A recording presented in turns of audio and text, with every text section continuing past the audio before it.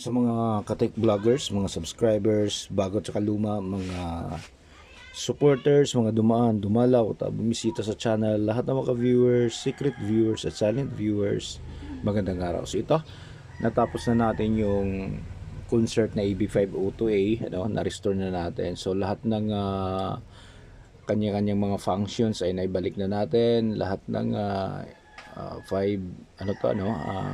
channel.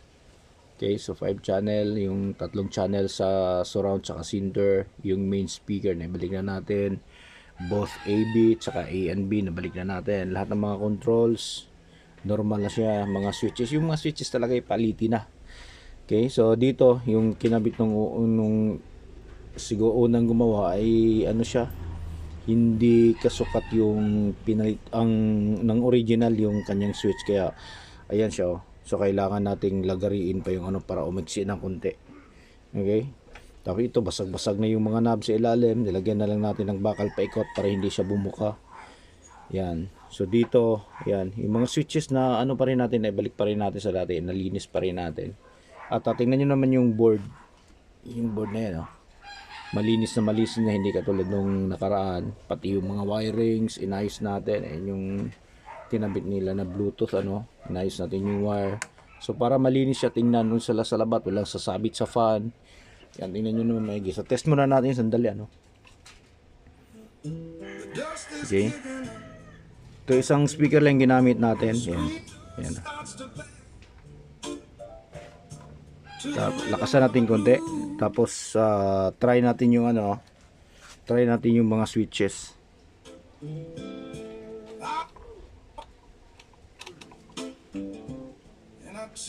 Okay, tapos yung volume niya,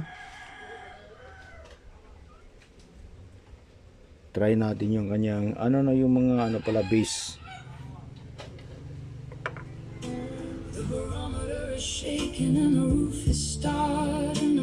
Okay, tapos treble, mid pala.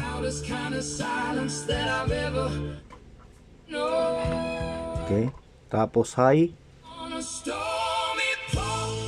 Okay.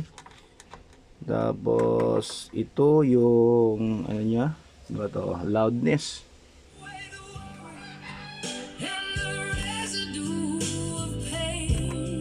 Okay. Tapos bass.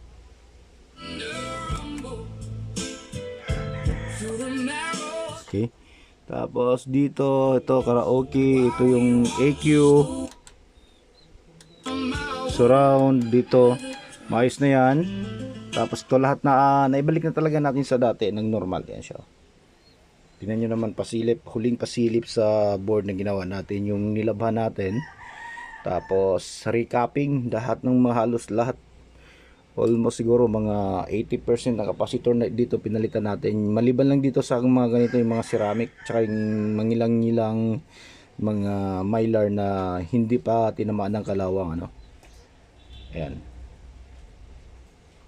Okay, so natapos din natin. So dito, binalik natin kasi nung nakaraan, ang ginawa nila dahil nga sira na yung dito, yung pinalit nilang switch sa speaker switch. Ang ginawa nila, ginamp na nila lahat. Ito yung ginamit nila. Ginamp nila lahat yung ground. Kasi ground lang naman yung kinokontrol dito ng switch na to . Yan. So tinanggalan natin siya at binalik na natin sa dati. Try natin. Ito naka AB tayo AB, tapos B, sa A tayo nakakabit, A, tapos off. Okay? A, B, AB. Okay? So normal na siya lahat. Yan. So sasara na lang natin yan, final. At ibabalik natin tong MP3, yung Bluetooth na yun, kung saan niya nakakasa. Ayan, so hanggang dito na lang siguro tayo. So maraming salamat, God bless at bye bye.